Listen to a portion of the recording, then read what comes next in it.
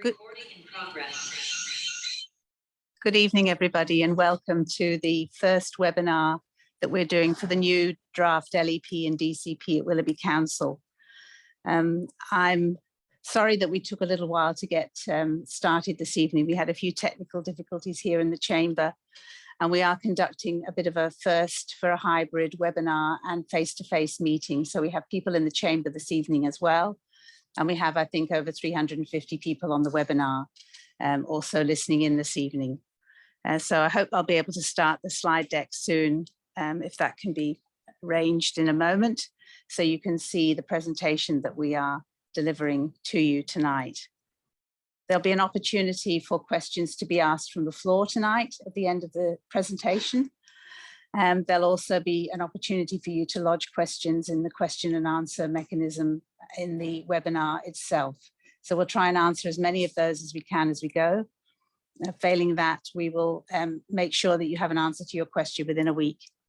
So as I say, the new draft Willoughby Comprehensive LEP and DCP, and this is the first community briefing that we're offering. Before we get into the meeting proper, on behalf of the council, I wish to acknowledge the traditional inhabitants of the land on which we stand, the Aboriginal people, their spirits and ancestors.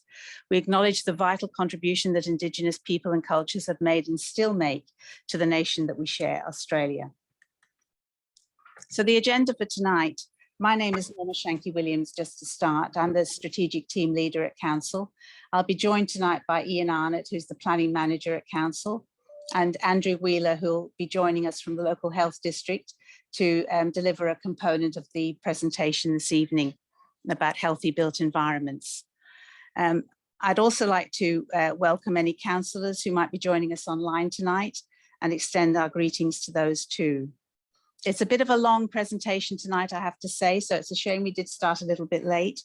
It's quite a high level, so fear not if the detail is not there for you tonight. There will be a series of other local detailed webinars which you can attend, and there will be much more local information available there. And as I say, we will try and keep an eye on any comments and questions that arise this evening, and if we can't answer them tonight, we will answer them very quickly and make sure you get a response to your queries. So some of the headline changes for our new local environmental plan are about growing Chatswood CBD to the north and the south. We had work done 3 or 4 years ago now on how to extend the CBD to ensure that it grew vibrantly and provided opportunity for growth and investment. And the result was the growth to the north and south in line with the strategy adopted by council and publicly exhibited. We're also increasing density in our local centres, and that's all to do with work we did over the last 4 or 5 years with our local centres strategy, adopted also by council after being publicly exhibited. Those local centres are nominated on the map and are places like Northbridge and Castle Crag, Naremburn and Penshurst Street. We're all familiar with those, at least those of us who live in Willoughby now. There's more height and density in industrial zones also proposed in line with our industrial land strategy, which was adopted by council and also publicly exhibited. This is a way we want to strengthen our industrial lands and make sure that they thrive and benefit us into the future. There'll also be a new design excellence requirement that will be included in any developments that come through council. So we get the very best of design in the future for council buildings, for buildings that are developed in Willoughby. And we also are seeking to increase the affordable housing component in development applications, rising from the current 4% that we have on development applications to a very ambitious 10%. And we had some feasibility work done on that, which is also available for community scrutiny on the website with the other documents. We're also trying to manage urban heat impacts. And with the changing climate, urban heat is one of the things that is one of the most lethal effects of our changing climate. So we're trying to include controls in our LEP to deal with those issues of urban heat. And we're trying to introduce more equity in terms of the code set, the exempt and complying development state policy that is applied through the state government, where certain fast track developments can occur, and there are certain controls that apply to those. And we would like to have some equity with what is decided through a DA with those applications that are decided through the code set as well. At the same time, we're very conscious of the fact that we value our landscaping and our trees in Willoughby. It's a green suburb. It's a very pleasant place to live for that reason. So we're including landscaping controls unusually in our local environmental plan as proposed, taken from our development control plan. So that's not a normal thing to do, but it gives it more strength, we believe. So we'd like to do that. In our development control plan, it's a very big document. Any of you who've tried to wrangle the development control plan will know that. So we've tried to improve its usability, and we're strengthening our heritage controls and impacting our parking requirements in that as some of the key headline changes for our DCP. And there will be 12 weeks of consultation with these two plans. So that gives you plenty of time to have a look, have a think, come and ask questions and make your submissions. In terms of the process for the new LEP, the work we did already on our strategic local strategies have influenced our LEP and DCP. That's 5 years of strategic work with the community. And of course, that's also been guided by the North District Plan that's issued by the Greater Sydney Commission, which sets the agendas, if you like, for local planning for all the councils across metropolitan Sydney. All councils were required to deliver a local strategic planning statement, which we did back in 2020.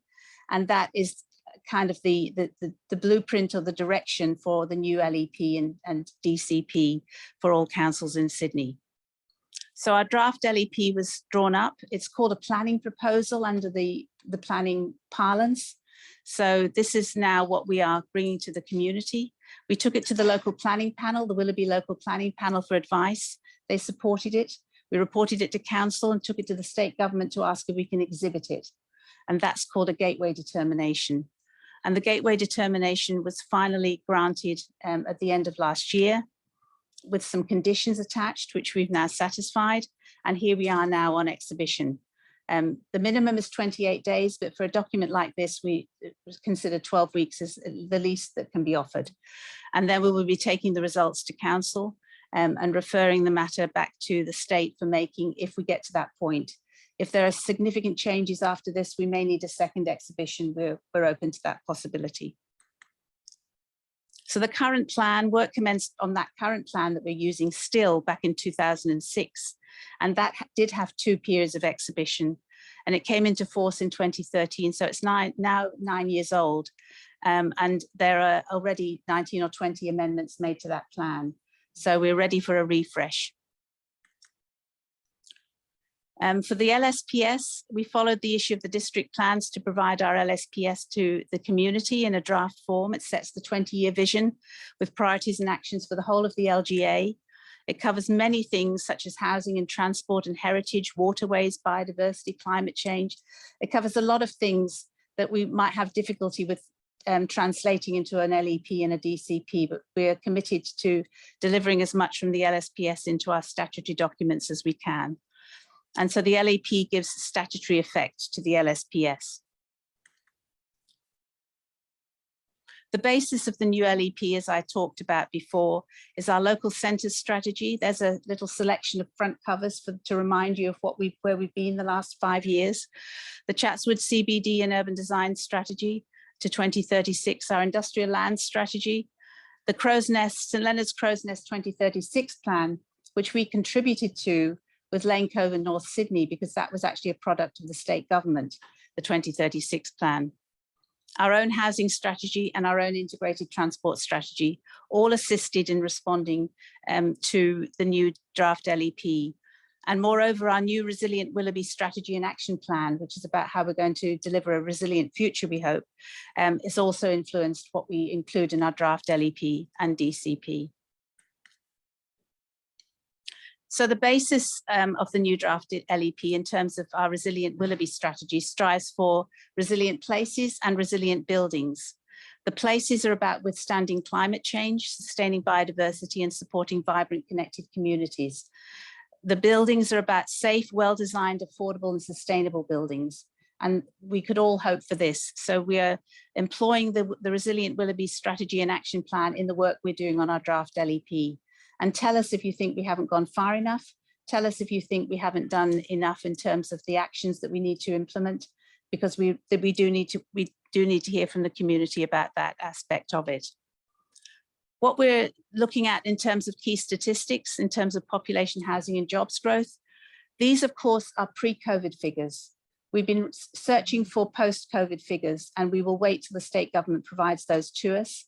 It may be that post-COVID figures are a blip and things return to normal eventually, and we come back to the sort of population increases we're expecting.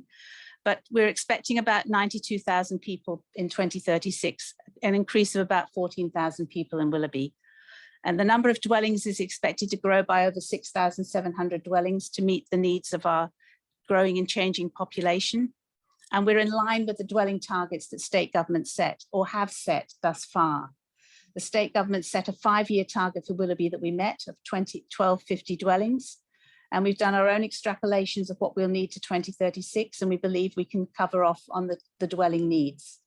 But of course, we'll have to wait and see what new targets the state government provides to each council. The number of jobs is expected to grow in Willoughby as well, from 64,000 to 74,500, with a target in Chatswood CBD for us to meet.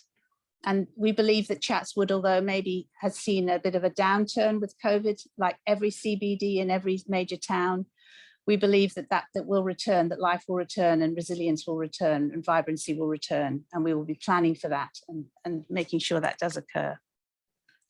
Now I'm going to hand over to Andrew Wheeler from our local health district, and Andrew will talk about creating a healthy built environment in Willoughby.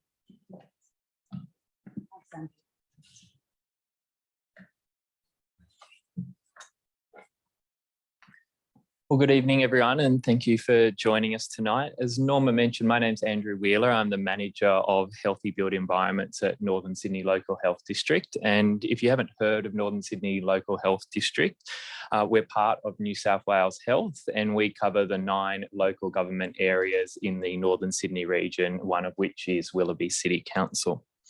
And the Healthy Built Environments program that I manage exists to improve people's health and wellbeing in Northern Sydney by creating healthier built environments, ones which support people being healthy as part of their everyday lives.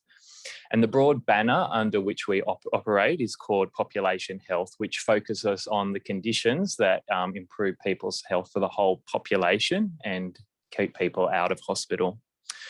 So as we meet here tonight to discuss 2 important documents that will shape Willoughby's future and the lives of those who live and work in Willoughby for years to come, I thank Council for inviting us to talk about the important connection between the built environment and our health. And now, by way of background, when I refer to the built environment, what I mean is the human-made spaces in which we live, work and play. So the streets, the sidewalks, the transport connections, the public spaces around us.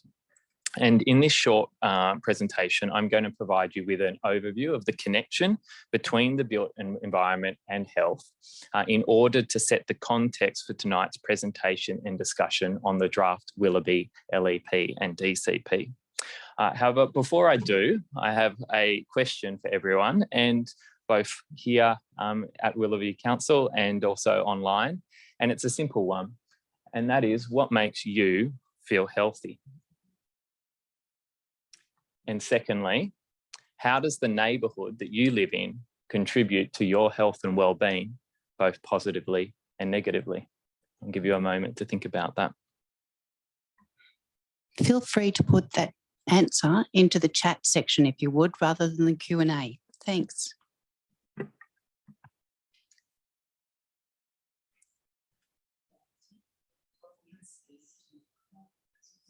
Yeah, we've had a response from the audience there, places to walk around, to be active in, which is a great one. Thanks for sharing that.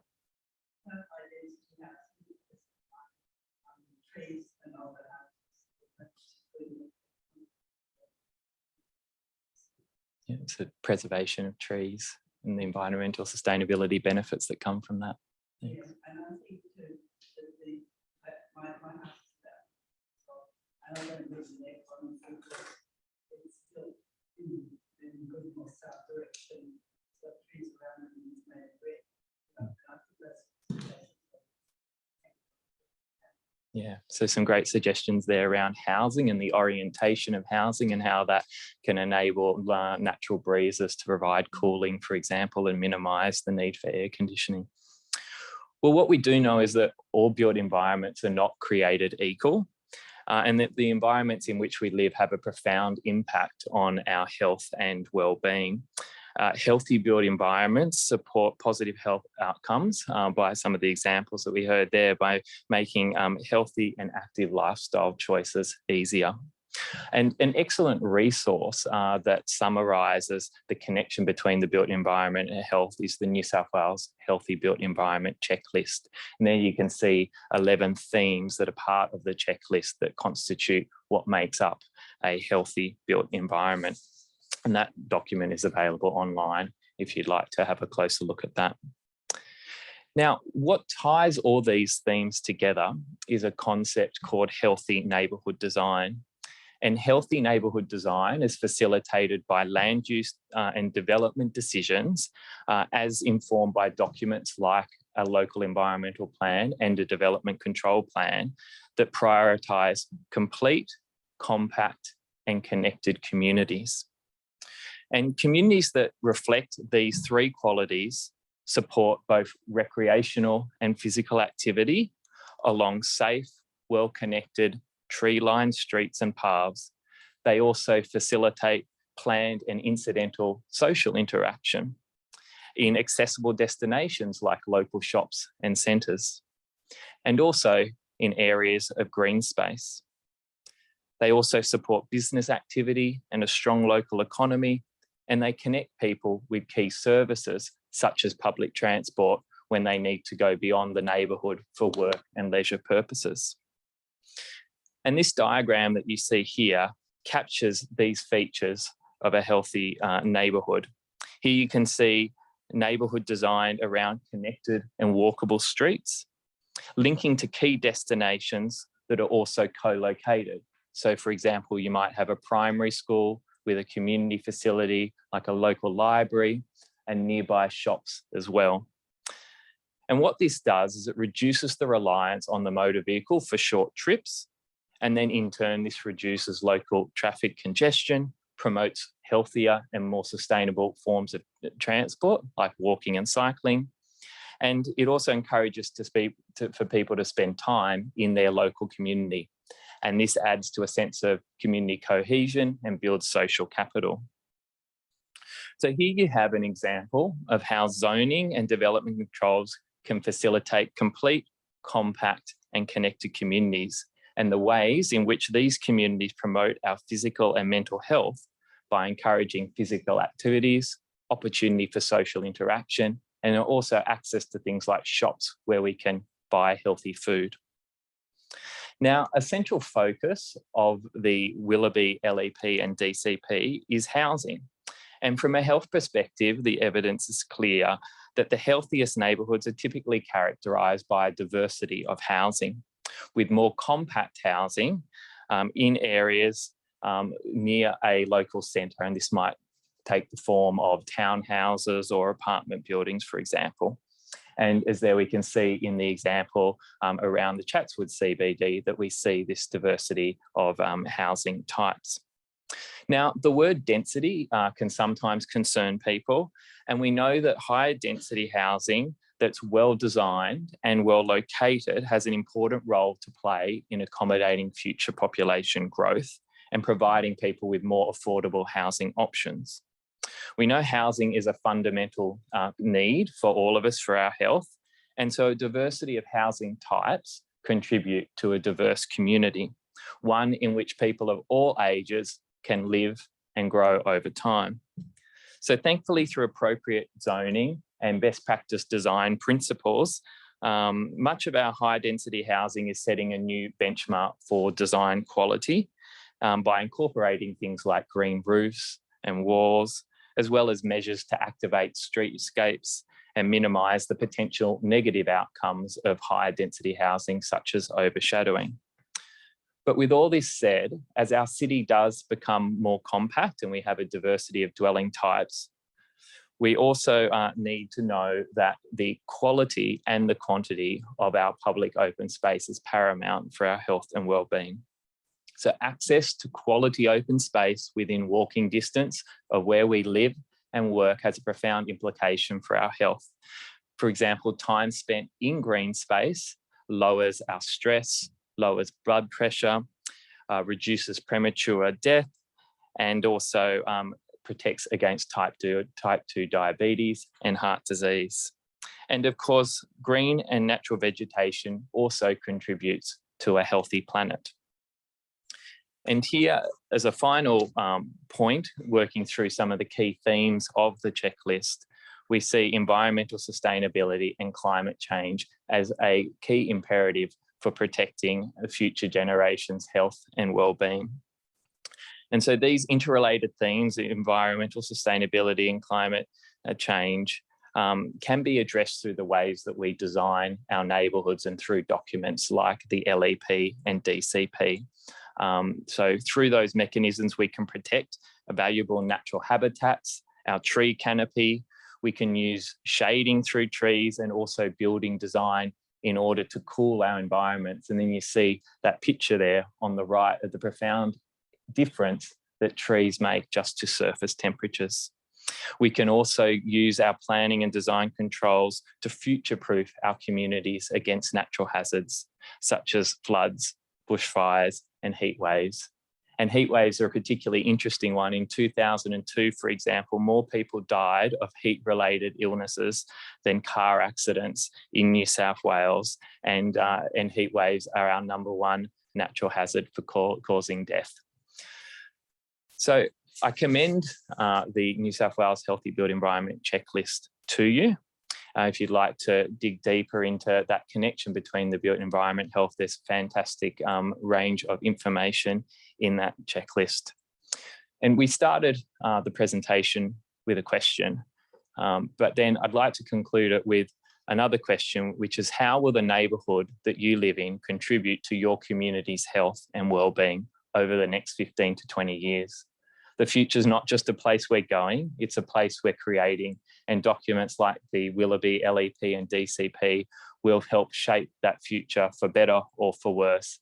And I think after going through a pandemic and many natural disasters recently, our health is one of the most valuable things that we can hold on to, and the built environment has a key influence in our health and well-being and how the health of future generations in Willoughby will be shaped.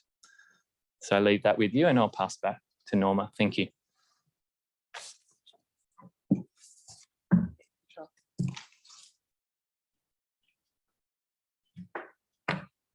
Thank you, Andrew. That's fantastic. And it's very much food for thought in the work we're doing on the LEP and the DCP. We worked collaboratively with the local health district in our local centre strategy and our CBD strategy work that we did earlier. And we want to make sure that that this work is carried forward in the controls and the final version of our plans, and that we don't lose that momentum going forward. Some key changes now, if I move on to the new draft LEP that we've formulated. In response to growth and change within the context of resilience, our new plan proposes new development controls, which is what you'd expect to see in these new plans, that include increases in heights and floor space in an extended Chatswood CBD, as I spoke of before, changes in St Leonard's in line with the St Leonard's Crow's Nest plan, increases in heights and floor spaces in those nominated local centres that are consistent with the scale and character of those local centres. They're not going to be high-rise developments in our local centres. An increased affordable housing requirement that I spoke of before, changes to residential controls to align our DA requirements with those complying development requirements.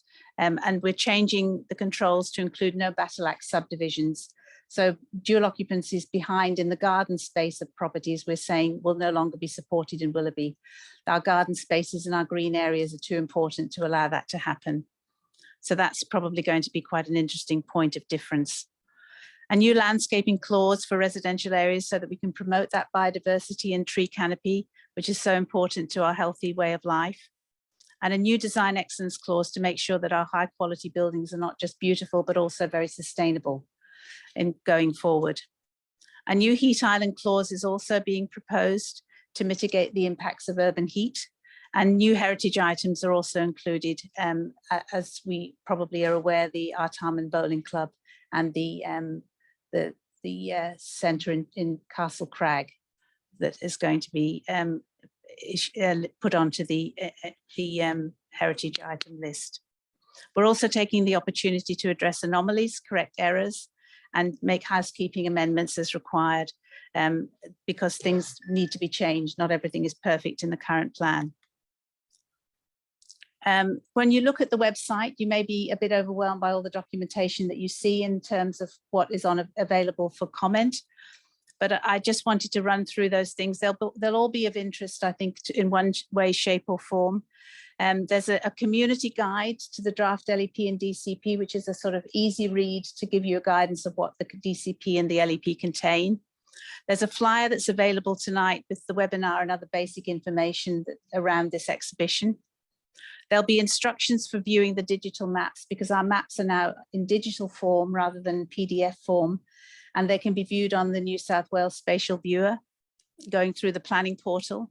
So that will be a little bit of a challenge to people. We'll have a PC here at Council if people want to be guided through that process. We're a bit of a guinea pig in that. The state government is encouraging all councils to have digital mapping, and we've taken the opportunity with our new LEP to take that step. There'll be the planning proposal itself, the document, the written document itself, with various annexures to do with heritage and affordable housing and state employment zone changes that I'll get to in a little while later, and the proposed amendments to the DCP. There's also some documentation around a reclassification process that we'll be doing after exhibition in order to fulfil the promise of the Northbridge Local Centre in our local centre strategy to do with the Northbridge car park. That will require reclassification from community to operational. Relevant council reports to do with the LEP and DCP, if you want to see what the council said and thought and what the recommendations were. The letter, the correspondence between us and the state government about getting gateway clearance to go on exhibition, and the existing LEP and track changes. So you can look at a document you may be familiar with as the current LEP, and in track changes you can see what's actually being proposed, and the existing Willoughby DCP.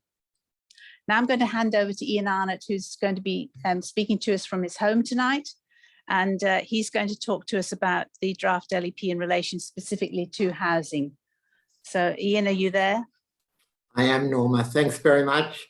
And thanks, Andrew, for the presentation earlier as well. And thank you all for participating in this webinar. It's great to see so many involved. Apologies from me that I am at my home. I'm in one of those COVID isolation situations. Unfortunately, I would have liked to have been there this evening.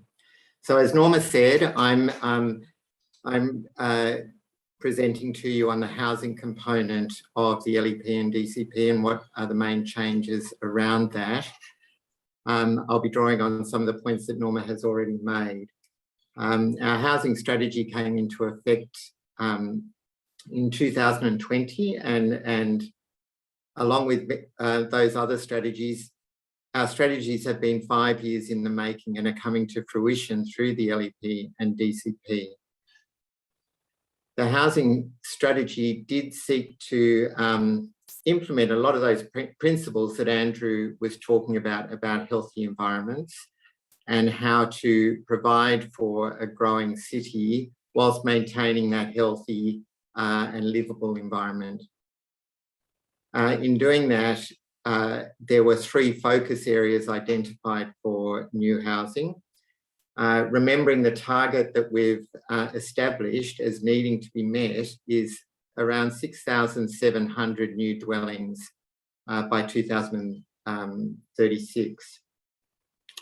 So in order to retain what we see as an essential component of the character of our Willoughby local government area, of the low density, the garden character and nature of those low density areas, and also to achieve the principles that Andrew was speaking about locating new housing in accessible locations, close to transport nodes, close to services provided, we've identified the three main focus areas for new housing, that being around the central business district of Chatswood. So we're seeking to retain the areas closest to the station for additional employment opportunities and not to undermine that with housing. But around the centre, we're looking at increased densities to allow housing close to what is now a major transport hub with the metro coming into Chatswood Station and close to the services that Chatswood provides. So that will be where the majority of that additional housing is seen as being provided. Also, with our local centre strategy, we're looking at some uplift in housing in our local centres as well to provide vibrancy in those centres, but also to provide that housing in locations where people have access to transport and services and are often close to where people may want to be downsizing from their larger homes.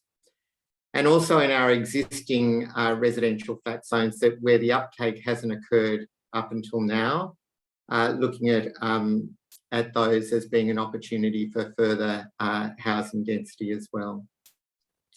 And as I said, that's really in order to, for both of those key objectives, to retain our low density areas and the offering that they provide in terms of character, and to ensure that garden character and the tree canopies that are provided to address that urban heat effect that we were talking about, but also to provide density close to transport nodes and services. Next slide, if you could, Norma, thanks. So the main changes in respect to housing that are coming through in our LEP and DCP relate to quite a significant change in our low density zones from what has been a floor space ratio control to a gross floor area control that aligns with the complying development code requirements. Now, there's a few acronyms, FSRs and GFAs and SEPs and things in here. And so I'll just try and explain what each of those are. Floor space ratio is the ratio of a floor space of a building to the site area on which it sits. So it may be that you have a 1,000 square metre site area. You might have a 0.5 to 1 floor space ratio, which would enable you to have 500 square metres of floor space, but that may be spread over 2 floors. So it may be 250 square metres on each floor. That is the principle or basically what a floor space ratio control is. And the gross floor area is still looking at what that floor area is that you can achieve, but providing it in a gross floor amount rather than a ratio amount. Now, I'll talk through that a bit more in a few minutes. And as I said, this is to provide equity in those areas where complying development can currently occur. This won't be applied to areas where complying development can't occur. So it won't apply to areas such as for new dwellings, such as conservation areas or environment protection, heritage conservation areas or environmental protected areas, such as what were our E4 zones, now referred to as a C zoning, conservation zoning. Complying development is where somebody wanting to do a form of development, which can be a 2-storey dwelling, can be a dual occupancy, can, if they satisfy all of the criteria specified in the complying development code, can proceed to do that development with what's called a complying development certificate, which may be issued either by council or it can be issued by a private certifier. So in those instances, it may not come to council for assessment and determination. It may be done by a private certifier. And as long as it ticks the boxes for that form of development under the complying development code, that can proceed. There is no merit assessment. It is all a ticker box form of assessment, as long as it meets the standards. So where that can be done on one site, and next door, if they're marginally out on one component of that, up until now, they've been subject to much more stringent controls. There seems to be a lack of equity in that. And for that reason, we're looking at making it more equitable in those areas where complying development can occur. In saying that, there is one significant component that we're not aligning, and that has to do with landscaping controls, where we see the importance of landscaping, as has been talked about by Andrew, and as is expressed in our Green City Plan and our local strategic planning statements, with the objective of increasing our canopy cover to 40% by 2036. We see the importance of providing those green spaces. So we're not reducing the landscaping requirements for our low density zones to align with the code set. And I'll talk a little bit more about that in a minute. Also, dual occupancy was enabled for the Willoughby area as a complying development code provision as well in 2020. Up until then, dual occupancy always required a development application, but from that time, it was able to be done as a complying development certificate by private certifiers. And again, we're seeking to align our provisions with those of the code set in that respect. The code set also introduced what are called manor houses. Many would know of the type of housing that was common in the from buildings built around the 30s and 40s, of 2 flats downstairs and 2 flats upstairs. That is probably quite a traditional form of what is now referred to as manor houses. It doesn't have to be in that form, but it is a 2-storey form with up to 4 dwellings on the one site. That, again, can be done as complying development in areas where residential flat development is permissible, or multi-dwelling housing, which is like townhouses, are permissible. We see concern in that occurring on smaller sites, as would be the case if we didn't put this provision in the LEP of a minimum of 1,100 square metres for this form of housing.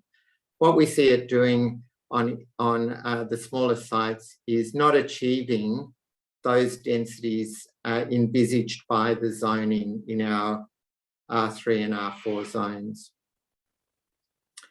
And we're also looking at a change to our affordable housing clause to increase the provision of affordable housing in new residential flat development or shop top housing development from 4% to 10%. I'll talk a little bit more about that in a minute. Thanks, Norma. So I just want to give some examples of the sorts of development occurring as complying development and what may be occurring as DAs today. So you can see in this slide, there's an older building to the right-hand side of the slide that was presumably done under a development application, or it may have been a building application back in that time. And there are 2 dwellings there that have been done as complying development certificate, although there's a bit of an anomaly, you might say, in that the one in the middle with the carport wasn't able to be done under the complying development. So they got approval for the house and then put in a development application for the carport. The reason I'm showing you these is just to give an idea from a streetscape perspective of the scale of development that complying development is enabling. Next slide, please. Here are some more examples of dwellings that have been approved as complying development. And you can see that they're generally of a scale that is fairly apparent around the Willoughby and West Chatswood, those areas, and not within the conservation areas, but within the other areas generally. Next slide. And here's an example of a street where there are 2 that were approved as development applications and 1 a complying development certificate. And it can show that from a streetscape point of view, at least, the scale, relative scale of those different dwellings. That a complying development from a streetscape perspective doesn't necessarily mean it's a more dominant or obtrusive form on the street. Many of the dwelling houses are of a similar scale. Next slide, thanks, Norma. Here are some dwellings that have been approved under the DA system as well. And you can see how the scale of those from a streetscape perspective is generally consistent with that you're seeing through the complying development. Next slide. This is a bit of a technical and detailed slide, but I just want to explain the change that is being proposed in how floor space for dwellings is to be calculated under the new LEP. So at the moment, under the local environmental plan, as I indicated to you, it's a floor space ratio control. And you can see that there's some anomalies in that when you look at the 301 to 400 line on the left-hand table. You go across and you can see at 400, if you have a 400 square metre site area, you get 200 square metres of floor space. If you go to 401 square metre site area, the next line down, and go across to the right-hand column, you're only getting 188.5. So there's not a continuum through, with your increase in site area, you get increase in floor space. If we move to the right-hand table, these are the current gross floor area complying development standards. And if we, for example, look around 350, you can see all the way through the right-hand side of that table that with your increase in site area, your floor space also provides an increase. So it is entirely relative in that sense. You will also see with that generally speaking, it is larger than under the floor space control. Can you go to the next slide, Norma? Thank you. I also wanted to talk to you about the comparison of our current development control plan landscaping requirements for single dwelling houses to that of the state policy for complying development. And you can see there that the right-hand column of the left-hand table generally provides more landscaping than the right-hand column of the right-hand table. So under our current controls, for a single dwelling house, we're seeking a larger landscaped area on the site than under complying development. Next slide, please, Norma. This is just an example to show you how the controls apply. So this is a dwelling in North Willoughby with a site on a site area of 620.4 square metres. Under the local environmental plan, as it currently is, a maximum of 266.7 square metres would be achievable. Under the code SEP and what we're proposing in the draft LEP, 335 square metres would be achievable. So you can see that's quite a significant increase in floor space that would be achievable. In this particular instance, they got approval for 303 square metres, so they didn't seek to achieve the maximum that would be achievable under the code. Next slide. And this is another example, the one that I spoke about in Northbridge, the middle house under complying development. A site area of 650 under the LEP 2012, 279 square metres floor space could be achieved. Under the housing code and what we propose under the LEP, 335 square metres would be achievable. And in this instance, 312 square metres was proposed and approved. So here as well, the minimum landscaped area currently under our development control plan, and what we propose to transfer from the development control plan to the local environmental plan, giving it greater strength, it would be 266.4 square metres. Whereas under the code set, only 195 square metres is required as landscaped area. In this particular instance, 255 was provided. Next slide, Norma.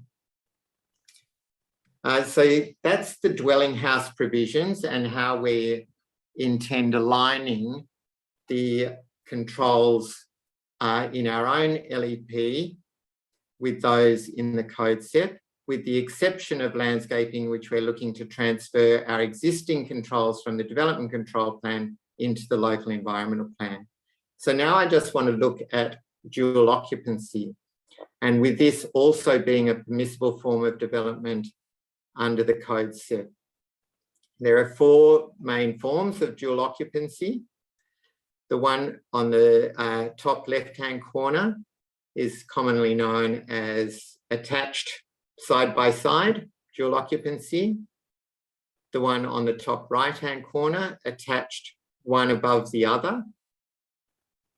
If we go to the bottom left-hand corner, that is detached on a corner site, so with two street frontages. And the bottom right-hand corner is detached in a battle axe form. The first three that I spoke about, the two at the top and the one in the bottom left-hand corner, are all a permissible form of dual occupancy under the code set. So if you have one above the other, it's permissible. If you have one side by side facing a street, it's permissible. If you have a detached, both with street frontage, so on a corner site, would also be permissible under the code set, but not the battle axe form of dual occupancy. That is not a permissible form of dual occupancy under the code set. And it's one area that we're also seeking to align with the code set. We see that that battle axe form does have a significant impact on the open garden areas, the backyard in particular. It has impacts by removal of opportunities for landscaping and canopy tree growth, but it also has impacts on the amenity of neighbouring properties' backyards in terms of bulk, overshadowing, overlooking, etc. Next slide, please, Norma. So just looking at some of the current dual occupancy controls versus the code set controls. So the current local environmental plan has a 0.4:1 floor space ratio control for dual occupancy, 35% of the site area as landscaping, and subdivision of the dual occupancy can't occur until 5 years after occupation. Under the code set, it's a different formula to calculate floor space, and I'll give some examples as what that works out as. It also has a formula there for the first one for gross floor area and the second for landscaping there. It allows subdivision immediately. There's no requirement to wait 5 years. And as I mentioned, it doesn't allow that dual occupancy battle axe form. Next slide, Norma.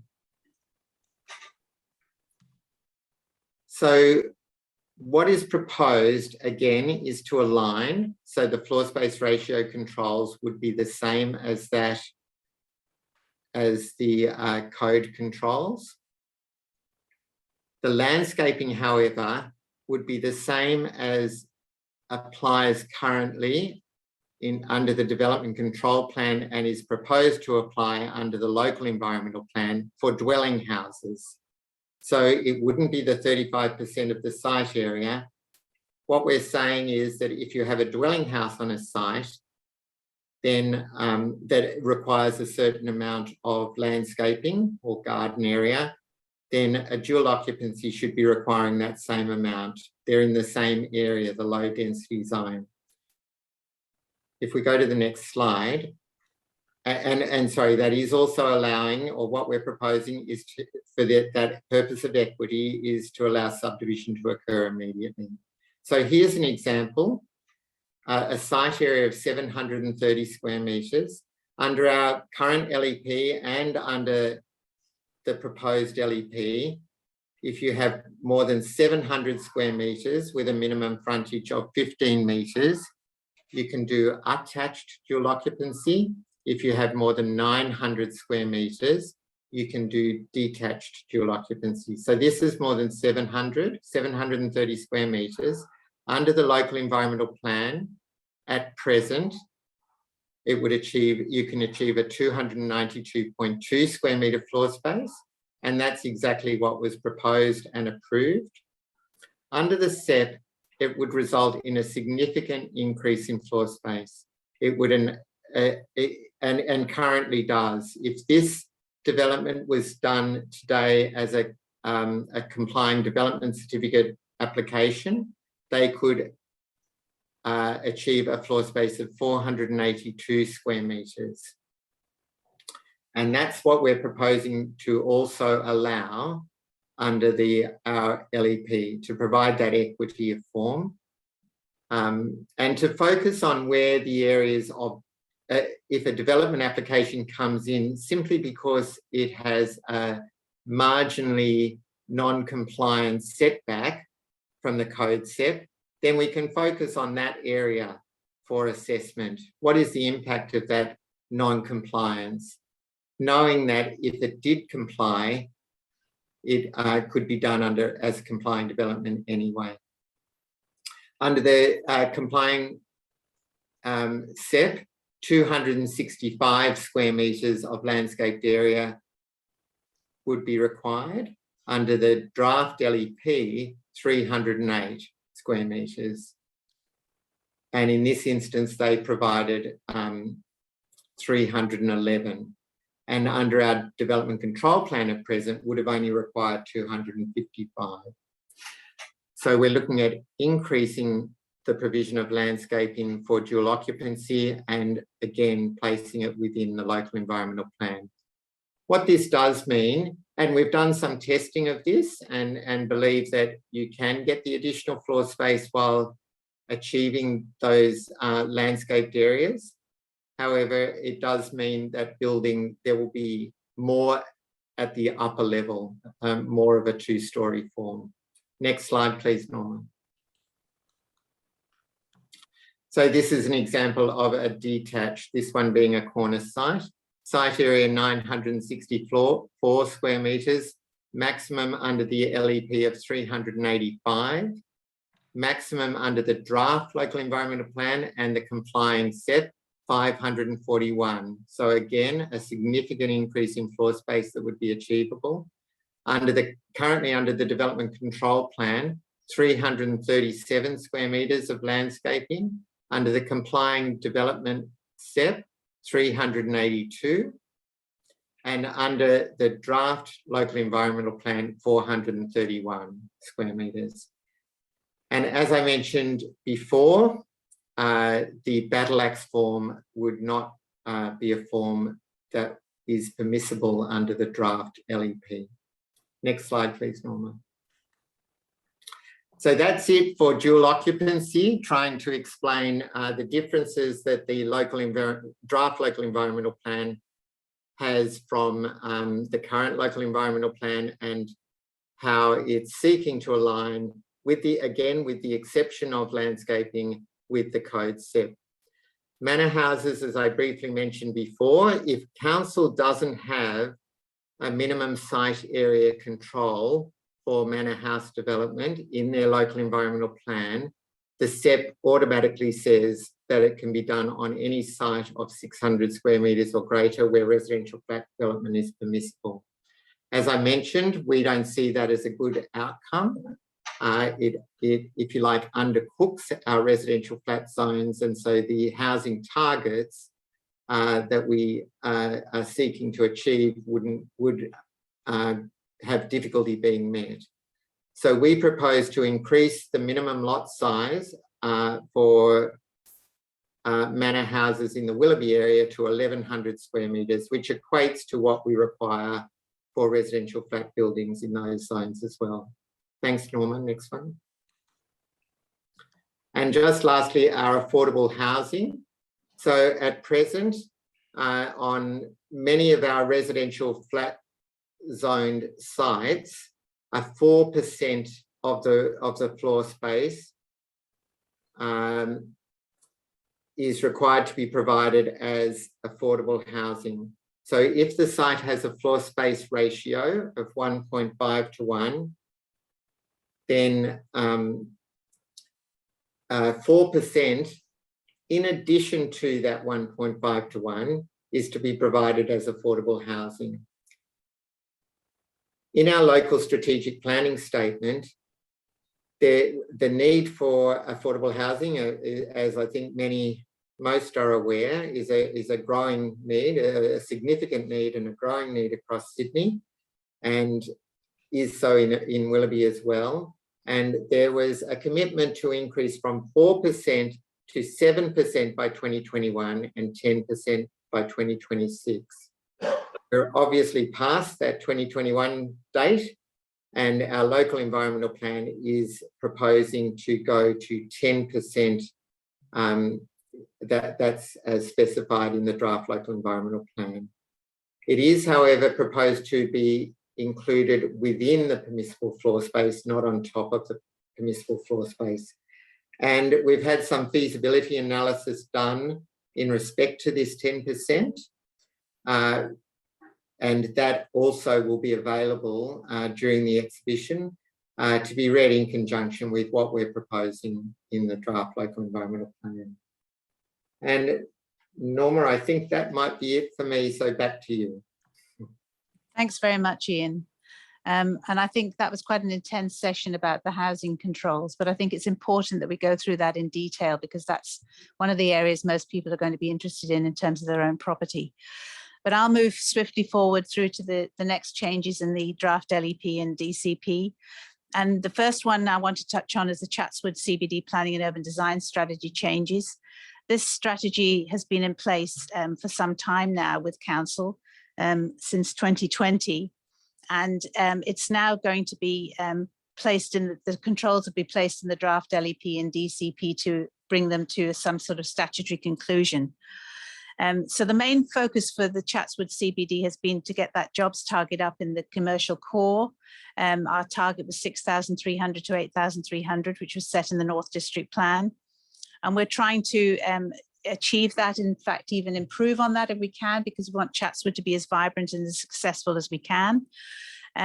We're also seeking to amend existing controls to provide capacity for growth around not only the commercial core, but around the other areas of the CBD for housing and jobs. We also want to make sure that buildings that are constructed are exceptional design and very distinctive. We have a public domain plan, which we're working on now, to make sure that those spaces in between buildings are also as good as they possibly can be. In terms of the zoning for the CBD, it sets the CBD strategy proposes a number of changes. The commercial core area, which is that dark blue area in the middle, known as B3 commercial core, It's where we want to see mostly the jobs. That's our jobs focus. And then the lilac shade around the outside of that commercial core, still within the CBD, will be the opportunity for mixed use developments for housing and for jobs on the ground and podium levels. So the strategy proposes a number of different changes to height and zoning and FSR controls so we can get those employment targets met and also contribute to the housing targets in the CBD extension area for the whole of the LGA. So we're looking to see Chatswood do some heavy lifting really in terms of those housing targets, but within a livable neighbourhood. We don't want just high rise for the sake of it. We want to make sure Chatswood is a good place to live and that people enjoy living there. They've got great accessibility to services and amenities, and we want to improve the quality of those buildings so that there is community open space and greenness in the buildings, as well as good linkages between buildings and throughout the CBD. So it's going to be as great a CBD as we can possibly make it. That's our definite intent. We're also protecting those areas of open space from overshadowing and areas of Victoria Avenue from overshadowing. So we have a sun access plane, which is also included in the draft LEP to protect those public spaces going forward from overshadowing. They're very important. Typical examples of the scale and the appearance, if you like, although only in concept stage, they are quite dramatic buildings in Chatswood. We want Chatswood to be an outstanding CBD, but have great green ground planes and great green buildings so that it will be remarked upon for its quality and not because it's a high-rise neighbourhood, but it's a very livable and quality high-rise neighbourhood. The St Leonards and St Leonards Crow's Nest plan that the state government delivered across the 3 councils that come together at St Leonards is something that we've committed to delivering the controls from into our draft LEP. So the plan was delivered by the state government, and now they're looking to the councils to deliver the controls that are in place in that plan throughout their new LEPs as those councils come to do them. And here we are doing ours. So we will contain the controls that are relevant for our council areas, our council area. The plan is about delivering a lot of new homes and a lot of employment space, essentially around that health, education and professional services area. Although we're not getting so much of that, it's mostly a North Sydney take, I think, in terms of the amount of development that's going to be occurring around the new metro station in the St Leonards Crow's Nest area. The local centre strategy, we'll be doing separate local webinars for all our local centres because we know how important local areas are to people. So we'll be making sure that we go into more forensic detail about the local centres as we deliver more webinars. But and those are the dates. They're also on the pamphlet that you saw on the table as you came in, so you can see when those local webinars will occur.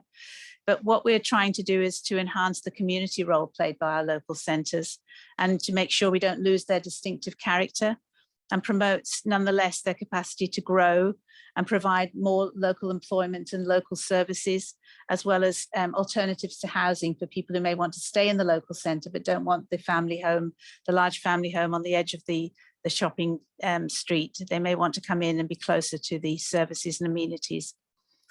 So that's what we're trying to employ in our draft LEP, taken from and led by our local centre strategy that has been endorsed by council.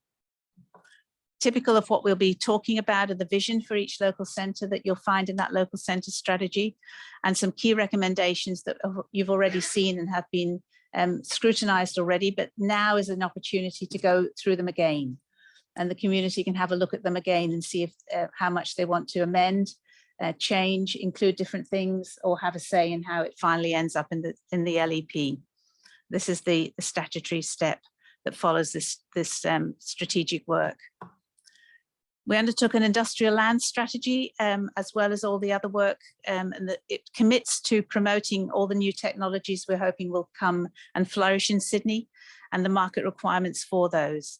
And we'd like to be as flexible as we can in our industrial areas for building design, because we don't want to inhibit new investment and new businesses to occur in our industrial areas. We want to encourage that as much as possible and support energy efficiency and things like the new EV charging stations that we're providing across the Willoughby local government area. There are some things like childcare centres, which are currently permissible in industrial areas that we feel are inappropriate. So we want to prohibit those childcare centres and make sure that the floor space in industrial areas is put to a more productive employment purpose than having childcare centres in our industrial areas. We're also allowing the inclusion of pet daycare facilities. We've had a few calls about people who want doggy daycare. And we all know how dogs have become very popular during COVID, and companion animals are very much the go. So people need some doggy daycare facilities. Maybe an industrial area is a place that we could provide that sort of facility. The Artarmon industrial area, we want to retain that zoning. These places are very precious, we believe, for a sustainable city. You need those productive functioning areas for local industry and local trades. But we're providing an increase in FSR from 1.5 to 1 to 2.1 on larger sites throughout our IN2 zones. And to consider the additional health and education uses around the Royal North Shore Hospital. We know that that area is growing, providing there are genuine health and education uses around the hospital and not uses that are supportive, if you like, of health and education uses, retail and administration and that sort of thing. Then we'll look at how we can accommodate those in our industrial areas to support those health and education areas. East Chatswood industrial area, this is a very flexible area anyway already, but we want to maintain and even strengthen that flexibility to support transition to new forms of industry and employment. Again, that increase in FSR for larger sites and the inclusion of pet daycare. We've of course got the new Woolworths, which is, I don't think it's actually opened yet in Smith Street, but that will maybe change the character of this East Chatswood industrial area somewhat. Our new design excellence clause, which is something I referred to before, applies to specific areas, as you can see mapped on that image you can see on the screen, where areas essentially where Willoughby is experiencing uplift. And the proposals will be that if you've got a development that's above 35 metres in height, then you'll be subjected to an architectural design competition, which is quite a significant thing to undertake. But it means we get the best quality design in our buildings in terms of visual design and sustainability. If you've got a proposal that's above 12 metres but not up to 35 metres, then a design excellence review panel, which is like a second level of design quality review, will have to be undertaken going forward. We're very committed to getting good design in Willoughby. We don't want to let that design quality fall as we grow into the future.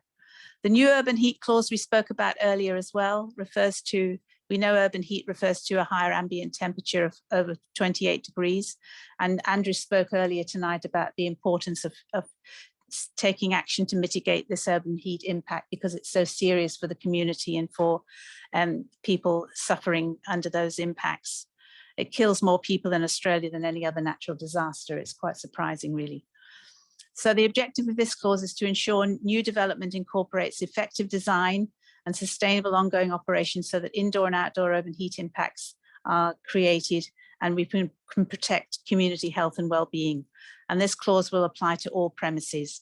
So we're very serious about trying to mitigate these impacts of urban heat as an aspect of global warming. Two new proposed heritage items that I referred to before, the Artarmon Bowling Club and the Griffin Centre in Castle Crag. They will also be confirmed, if you like, in the new LEP. They've already been through council, but this is a confirmation in the plan itself. There are other LEP improvements that we're trying to deliver through this exercise. Removing anomalies where you've got map boundaries that don't quite work. Here's one, for example, that needs to be fixed up.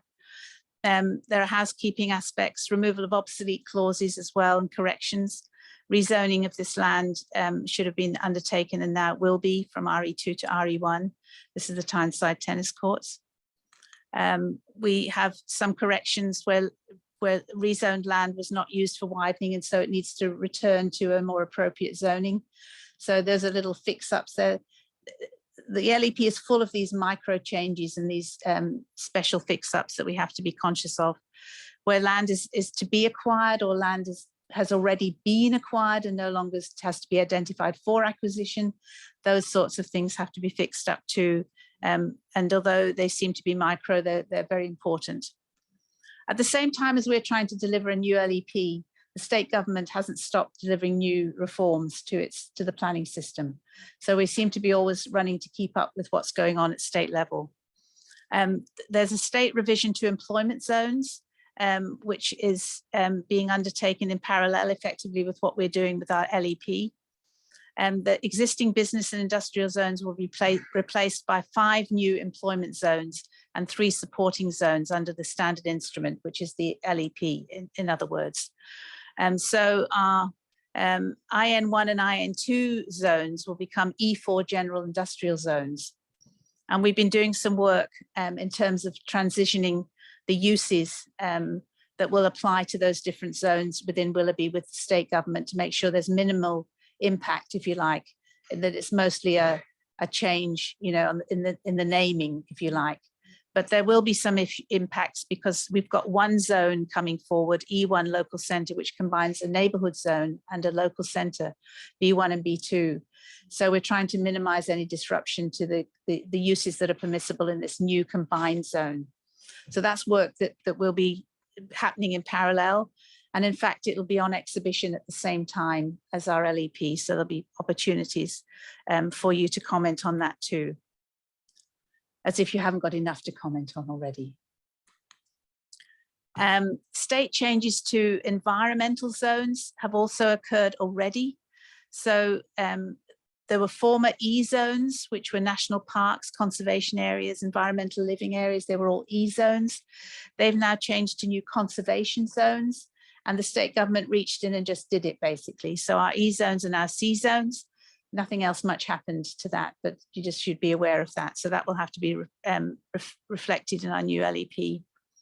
Now the draft DCP and some changes to the draft DCP as well. This was the DCP is a monster document. I think I referred to that before. There's about 1,000 pages of DCP. So what we wanted to try and do was make it as user-friendly as possible and as accessible for using as possible. So we're, and in line with the changes that we're making in our LEP, we need the DCP to act as it is to support the LEP and provide those more detailed controls in the DCP to support the LEP. So the new draft, Willoughby draft DCP, was the culmination of a review of our old DCP.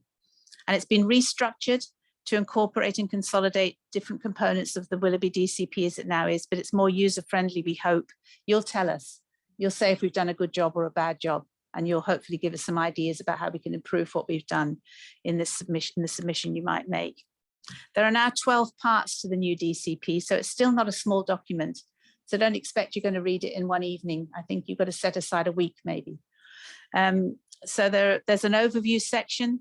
There's a section committed to residential development, a section of development in those conservation zones, still called E4 environmental living in this list here, commercial and industrial development, transport, vegetation, heritage, water management, all the things you'd expect except for Part K, which is development near the Lane Cove Tunnel ventilation stacks, which is a bit of an odd one, isn't it? But it's a small one. And it means you needn't worry yourself about that one. And then the Part L, which is the place-based plans, which is the bringing in of the local centre strategy controls for those place-specific controls in our local centres. So very, very quickly, the overview essentially gives you a guide to what to expect in the rest of the DCP, and it provides you with a brief description and relationship to other state plans and policies and guidelines. So it's the introduction, basically, Part A. Part B talks about minor development with respect to minor developments that align with the R2 zone, and it proposed to align with the maximum GFA controls under the SEP, as Ian was talking about earlier tonight, with the GFA for dwellings and dual occupancies under the draft LEP. So we're trying to still, nonetheless, in aligning and making it more equitable with the code SEP to better achieve environmental outcomes and address urban heat island impacts as well. So we're trying to include those controls in both our LEP and our DCP, but elevating our landscape controls from the DCP into the LEP, as Ian has talked about before. And there are various checklists provided as these different parts of the DCP, so that you can maybe get a better idea about what it contains. As well as minor developments, there are major developments, and those major developments are residential developments comprising 3 or more stories and 4 or more dwellings. And it goes through all the extra local controls, the additional performance criteria that we in Willoughby expect to see in residential areas. So I won't labour the point because it is a lot of detail to take in tonight. And I want to leave enough room for questions because it's going to be too much to distill into your mind, I think. So the development in E4 environmental living zones, now C4, as I mentioned before, to ensure that residential and other land uses will result in low impact in these environmentally sensitive locations. So that's what those controls are all about in this new Part C. Commercial development deals with commercial and shop top housing development. So it reorganizes the current DCP into this new Part D and includes the controls for that sort of development. For the most part, the controls have been retained, and it includes controls to do with waste and recycling and safety by design and those sorts of things that are listed in the final paragraph.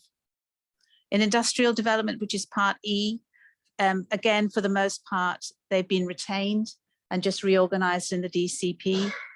Some additional controls have been incorporated, and that includes, again, waste recycling and fences and underground services and so on. Transport and parking management perhaps is one that is worth a look. We've had some work done on our parking rates because we believe very strongly in trying to address the congestion issue in Willoughby. So we're trying to set more appropriately future parking rates.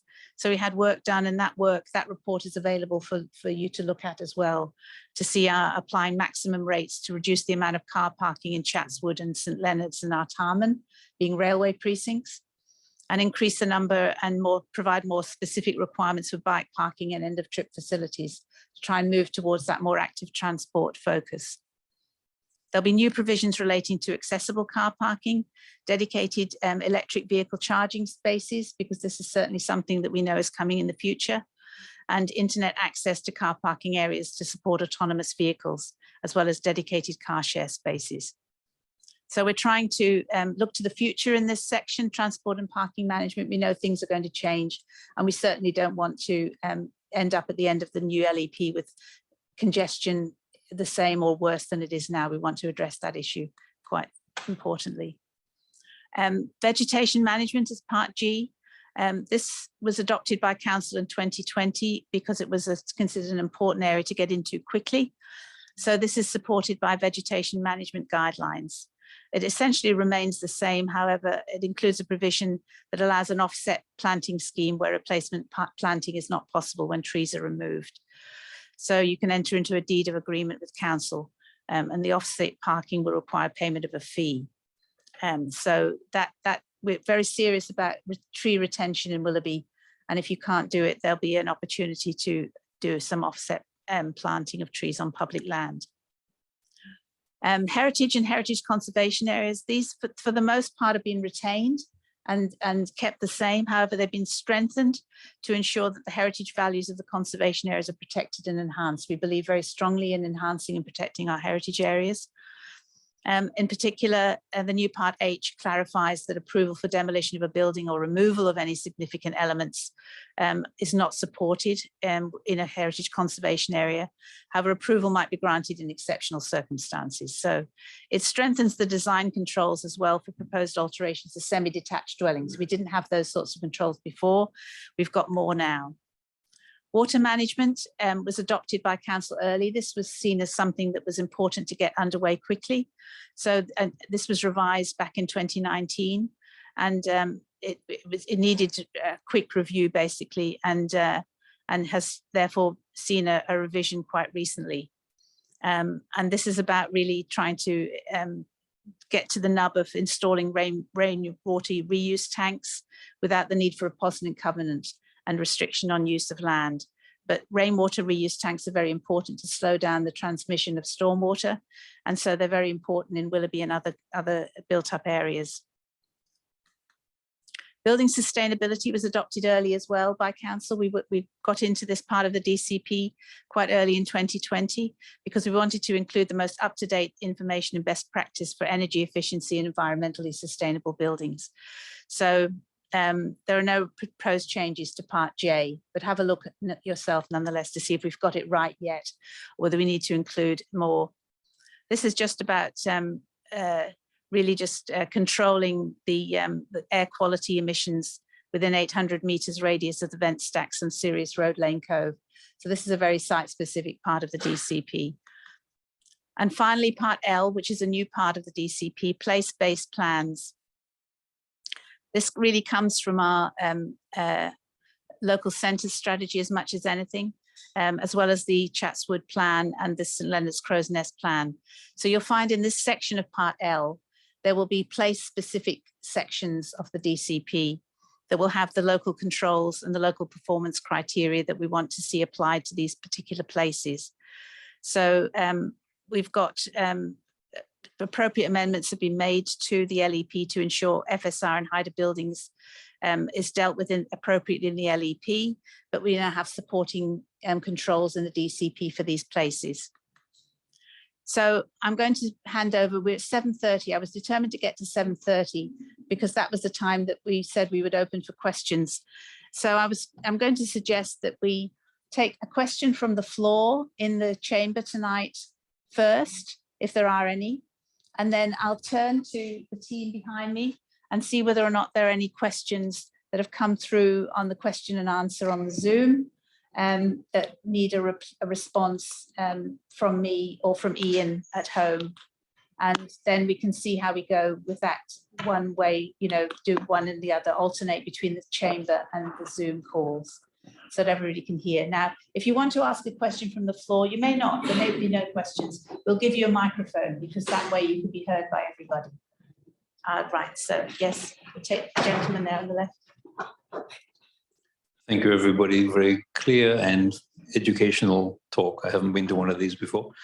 I've got a question or two about jobs in the area. Given that a lot of people are now used to working from home and perhaps less interested in going back to an office environment, what is the council, I mean, how does council go about trying to achieve that job target? So that's one thing, in light of the new sort of way of working. And secondly, what sort of jobs is council hoping to attract? Well, certainly that's a very good question. And we're keeping a watching brief on how the working from home and the COVID impacts are going to affect employment going forward. We want to make sure that we don't assume too much too early. Some people have said that, for example, CBDs are now dead, you know, and they'll never come back to where they were. But I think the jury's still out on that. We still firmly believe that commercial business districts will respond to changing needs and people will return to work, maybe in slightly different forms, maybe in slightly different densities, but there will still be a need, I think, for office buildings in commercial business districts. So we're still planning for that, that's for sure. The sort of jobs that Willoughby has in droves are health, education and services jobs. And the Royal North Shore down in St Leonard's provides a lot of the employment figures for Willoughby. We have certainly an intention to strengthen that going forward. But in terms of our office accommodation, if that's what you were thinking of when you asked your question, we are keeping a watchful eye on that. And we're not assuming that all is lost because we believe too strongly in the fact that our office central commercial business districts and our office cores will be important going forward. There will still be a need for those in the overall economy. Would you have anything to add, Ian, to that? Only that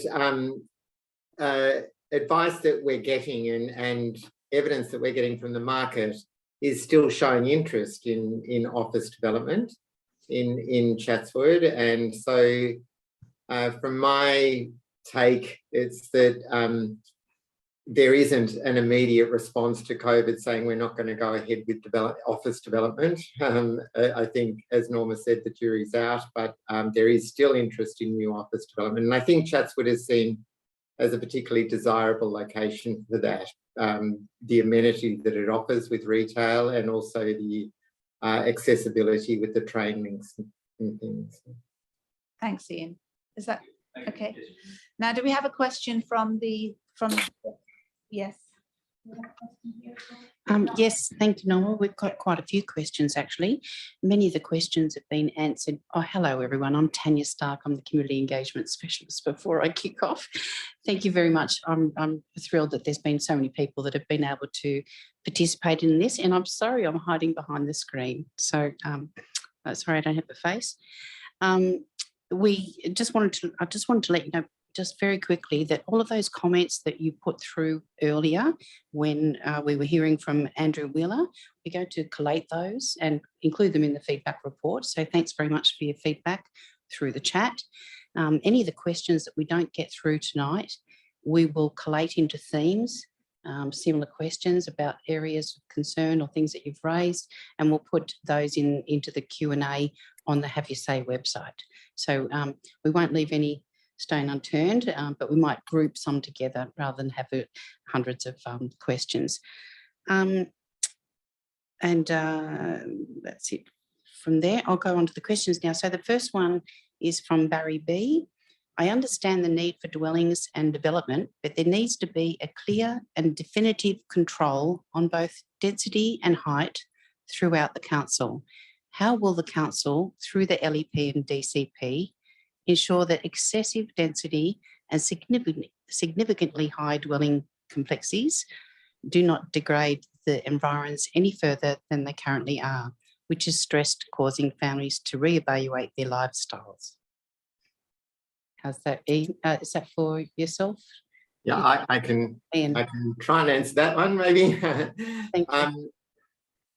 Look, I think we are about trying to maintain and improve the amenity of our areas with increased density at the same time. And I think Andrew talked to that. And I think I sought to, in the sense of maintaining our low density areas and the quality and character that they offer, but providing a diversity of housing with particularly focusing the density around accessible locations and areas with good service and things. And as Norma mentioned as well, ensuring that there is a very high standard of design that comes through with new developments. So the design excellence provisions that have been incorporated in the draft LEP are seeking to ensure that there is a high level of design quality and sustainable design incorporated into new buildings. I think there is a challenge in how you get increased density, but it's not to say that increased density degrades amenity. Sometimes it can contribute to it, and it can keep the areas as lively and vibrant locations to be. I don't know if you want to add anything, Norma? Just that we want Chatswood to be a place people will want to go, because I think sometimes people feel Chatswood is a bit, of a daunting place to visit and would rather go to a smaller centre. And of course that will happen because we all favour our small centres, particularly in these COVID times. They've become very important to us. But what we envisage for Chatswood is a place where people would feel excited about and really want to visit and get great joy from visiting. So that gets to the public domain between buildings as well as the quality of the buildings themselves. It gets to the ability to walk down a leafy lane and find something interesting in the city and enjoy being in the hub of Chatswood. And I think Chatswood may have lost some of its mojo recently. So that's what we're trying to restore with the development and the extension of the CBD that we're proposing, that there'll be a bit of excitement around Chatswood again, and that it will be a place people will actually want to go and visit and be in. Now, do we have another question from the floor? Yes, Christine. This one is probably for Ian, and I'd like to firstly thank everyone for a wonderful presentation and what a thorough explanations on the change on the local controlling plan. Ian, I was referring back to that slide of yours where you were talking about the floor space ratio changing to the gross floor areas. So have I comprehended correctly that it's really pretty much the same thing, but instead of using a ratio, it now get converted into a gross area, or has there been an actual increase in the area itself? There has been an increase. It is a proposed increase to align with the code. So what I was trying to show in the table, and this presentation will be available on the website following tonight. But what I was trying to show in the table is the floor space ratio, the control that currently applies under the local environmental plan. I had a column there that was showing what that equates to in terms of a gross floor area. And the second table was showing what the control under the code SEP and that would be under the local environmental plan would be. And certainly it does result in an increase in the floor space achievable for single dwelling houses, and also the floor space achievable for dual occupancy. But as I said, only in those areas where complying development applies. So it wouldn't apply to heritage conservation areas or those new environmental, the environmental conservation areas, previously the E4 zones, now the C4 zones. I hope that answers the question, Christine. Thank No? you, Ian. Sorry, I haven't got the microphone before, but it does answer it very well. Really appreciate it. And do we have another question from the webinar? Yes, thanks, Norma. We've got one from Francis Marchi, who asks a question regarding rezoning of apartments at 10 Brown Street, Chatswood. Half of the building is zoned as residential. However, the other half is commercial.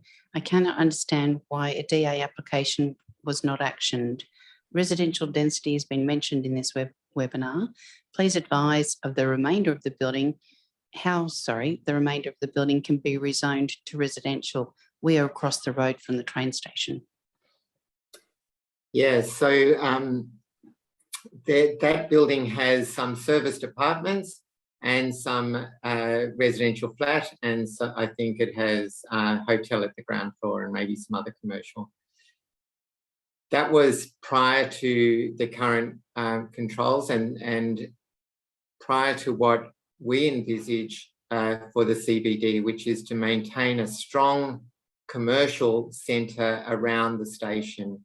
And I think one of the slides that Norma showed the blue area and the mauve area.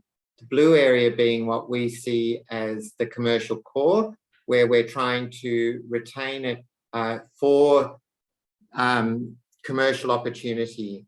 I've always thought that Chatswood is a great place in terms of a balance between the range of commercial office, retail, residential, and with the concourse, also cultural facilities. And if that balance is lost by a dominance of residential, that undermines the viability of the retail. They lose their daytime economy and it means that people are travelling out of the area for work, etc. It is not achieving that balanced growth of all of them working together that I think really adds to the amenity that Chatswood offers. So that's what we're trying to do.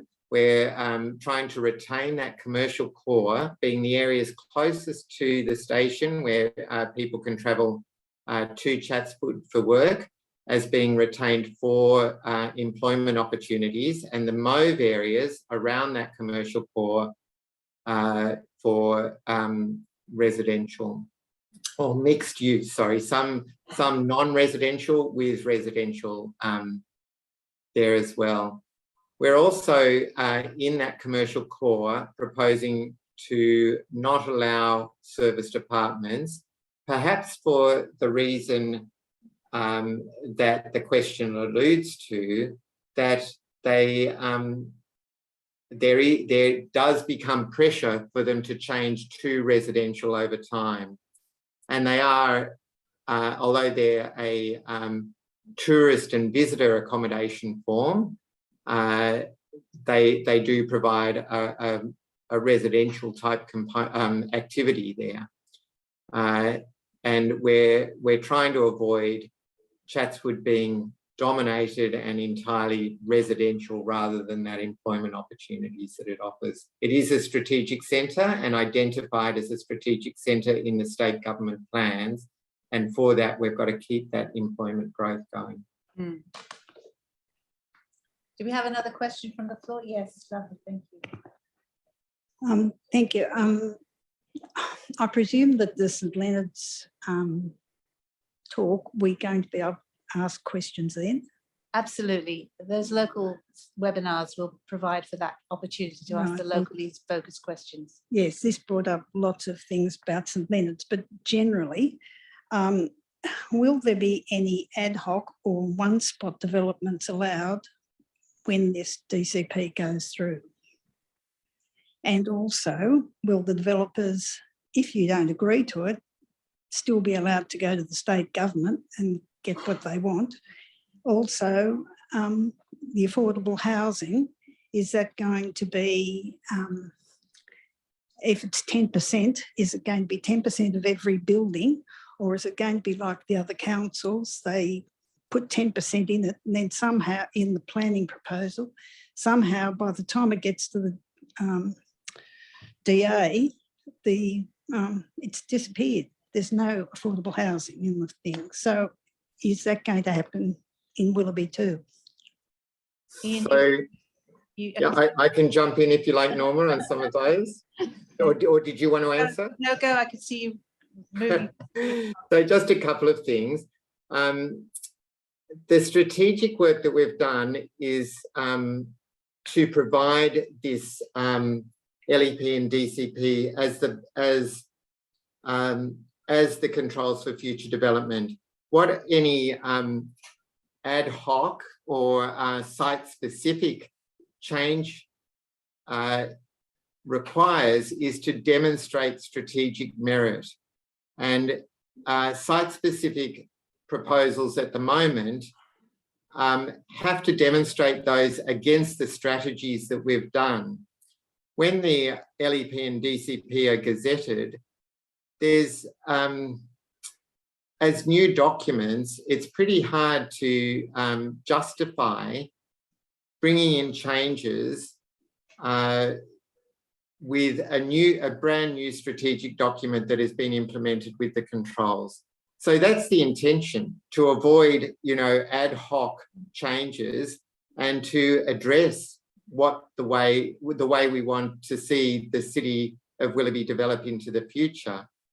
It's not to say that we might have missed things, and that there may be some anomalies or some things that are justified on their own merit, and there will always be the right of people, unless legislation changes, to seek to change the zoning of their property. But in my mind, with a newly gazetted document, it's pretty hard to justify what the strategic merit for doing that is. Similarly, the legislation does allow the minister to declare things as state significant development, or to, in instances, override council through state policies, etc. And the last point was around affordable housing, I think. And the purpose here is to embed the affordable housing requirement in the local environmental plan. And it's the development control plan that's submitted that needs to comply with those provisions. Now, I'm not sure of the particular scenarios you've spoken about, where you say that they propose it as at one level, and then when it comes to the development application, it's not provided at that level.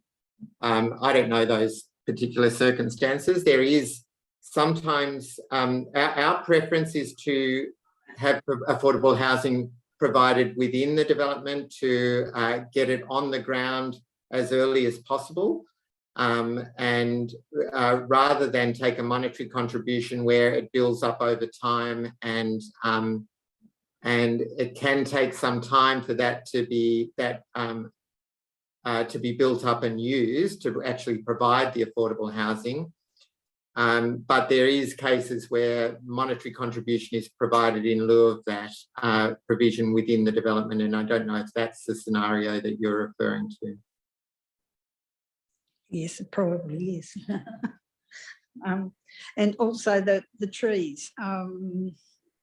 I think there, personal view, I think there are too many gum trees through the Willoughby Council or Australian natives, and I think it caused a lot of trouble in storms. And I also think there should be deciduous trees so that you get the shade in summer and the warmth in winter.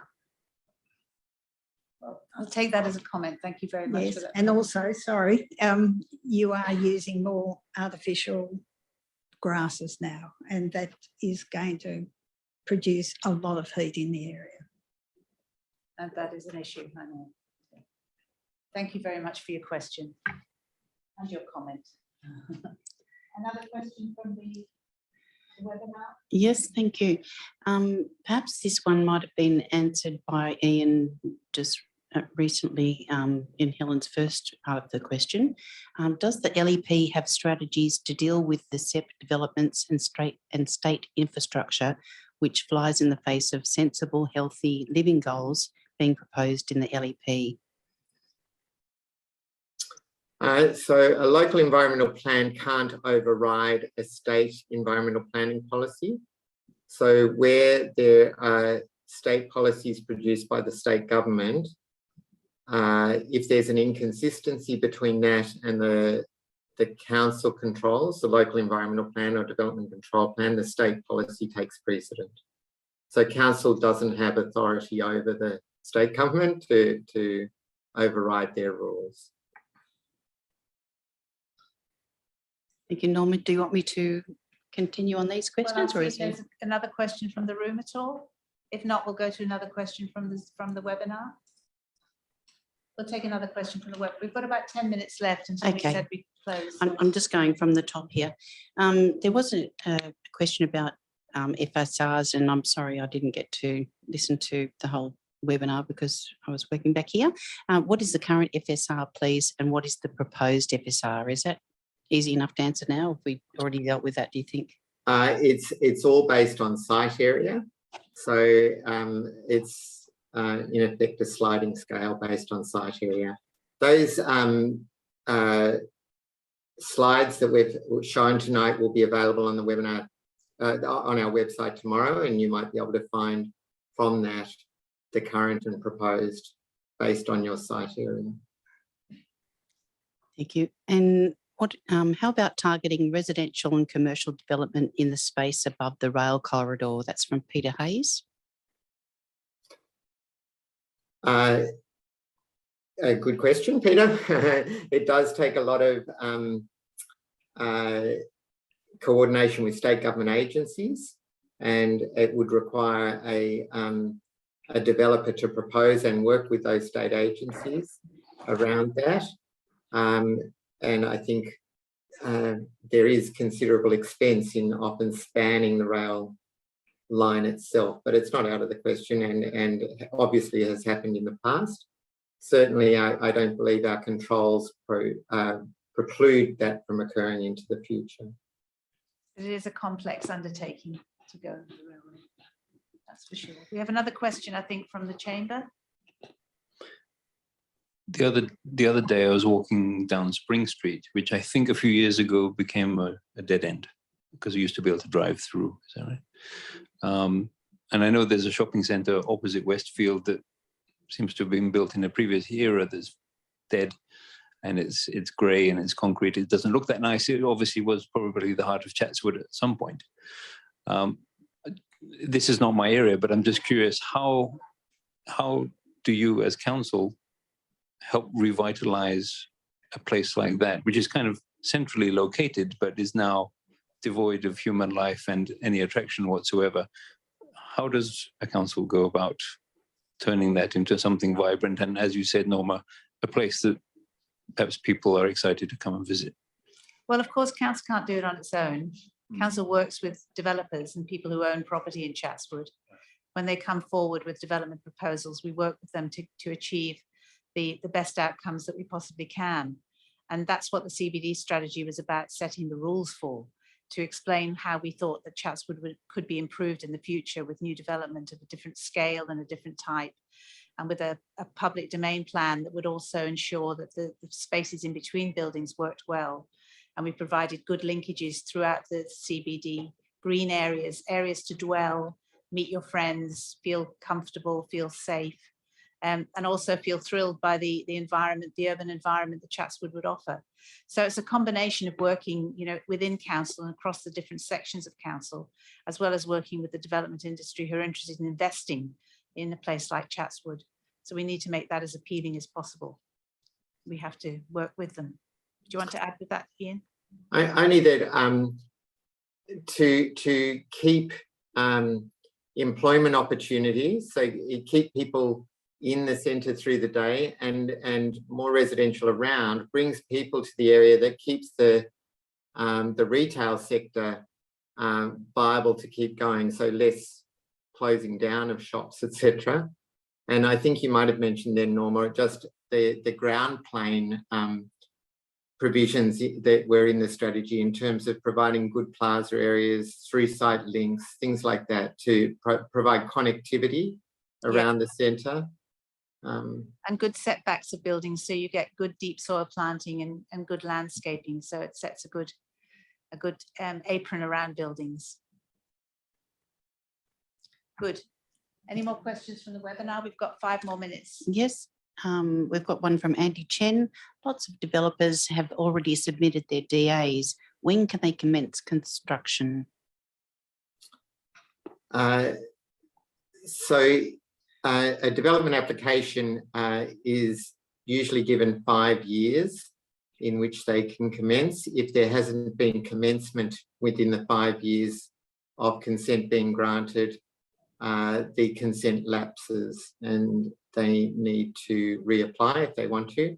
If they have commenced but not completed, it's not limited in time then if they have commenced within that 5 years. When you say lots have already submitted their development applications, I'm not sure that they have, in accordance with the controls that we're proposing here. There have been some site-specific planning proposals which are seeking rezoning and seeking to change the controls consistent with the strategy, seeking to have those in place prior to the comprehensive draft LEP that we're talking about tonight through, and they will proceed into a development application, but I'm not sure that we've received the development applications as yet coming from those. Okay, thank you, Ian. Just a quick one that I think most people would be interested in. What's the estimated timeline to gazette the new LEP? Well, this is a very difficult question to answer. As I referred to in my introduction, the last LEP had 2 periods of exhibition, public exhibition, before it was made. And I don't know whether that might be something that we'll have to confront with this one, depending on the scale of change that comes out of submissions on this first round of exhibition. If we have only have this period of exhibition and we conclude it in June, we take it to council in October with the submissions and any changes that need to be made, and it's a straightforward process. Then we'll provide it to state government and we could see a gazettal of this LEP early next year. If we have another period of exhibition towards the end of this year, it could be well into mid next year before we see a final LEP. Even that could be optimistic, because these things are very difficult to predict in terms of time. Sorry, I can't be more precise. Okay. This one's from Dominic Fox. Can council explain how they can approve 40-storey, 90 metres building in the broader Chatswood CBD planning and development right next to residential conservation areas? I can understand 10 to 20, but 40, really? This was a very controversial part of the Chatswood CBD strategy, of course. Many of you will know that we went to state government with the strategy, and they came back and said that they would like to see a more moderated boundary expression where it came up against heritage conservation areas. We were much more ambitious in terms of the scale of the CBD growing than the state government were prepared to allow. So we have moderated those heights on the boundary with the heritage conservation areas and the lower level residential areas. But our main aim was to fully and efficiently use the CBD area, because that will be it for the CBD. We don't want to leak into the low density heritage conservation areas physically. We want to retain those as important areas in terms of their scale and their quality and their character. And so it was about keeping those as they are while still allowing the CBD to flourish and grow. So we're very careful about how the buildings face the heritage conservation areas, making sure that there is good setbacks and the street trees and landscaping, so that there's a protection, if you like, to the lower density adjacent, and making sure that overshadowing is minimized in terms of the scale and design of buildings being slender towers, which is what we prefer to see rather than rather fat design buildings. We prefer to see slender towers whose shadows move quickly and are more elegant to view in the skyline. So we've done what we believe is sufficient to mitigate the impacts on the adjacent low density areas. But of course, this will be a point of I think still consternation for the community. We expect to get quite a few submissions on this issue while we're on exhibition. Ian? I think that's right, Norma. I think 40 might be a bit of a challenge within 90 metres as well. I think it's more like 30 stories, but I think the purpose of the question was around, 90 metres is a big building. But I agree with what you said, Norma. I don't think there's anything more to add there. Well, on that rather controversial note, I think we've reached 8 o'clock. So I think I might just move on to my final slide as I close the meeting tonight. So we're on exhibition for 12 weeks until the 7th of June. There'll be a series of local webinars after this launching webinar tonight that provide local and specific detail for those different parts of Willoughby LGA. There will be a public hearing on the reclassification of the council land at Northbridge Car Park. That'll happen after exhibition and probably sometime in August maybe. And we'll report back to council with submissions and suggested amendments, as I referred to just a little while ago, in October probably. Then we refer to the Department of Planning and Environment to make the new LEP and for council to endorse the DCP, because the state leave that to us. That's our plan, the local plan, the DCP. And that could occur later this year unless, as I say, we've got a further exhibition is determined to be necessary, in which case we could be looking at next year. But we're not rushing this. We want to take it steadily.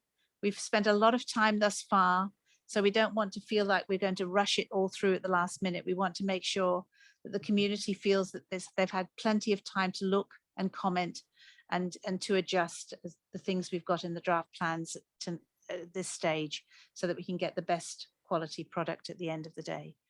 So on that note, I'll say thank you and to everybody who's participated both in the chamber and to all of you on the webinar. Thank you very much for giving up your evening, and I hope that this has been a useful presentation to you this evening. And I encourage you to go to Council's website and attend another webinar in your local area to get more detail around your local requirements. Just one final note, this webinar recording will be available by the close of business tomorrow. Okay, so if you missed anything, there's a lot of information. You can watch it again. Thank you, Tanya, and thank you, everybody. Good night. Thanks, Norma.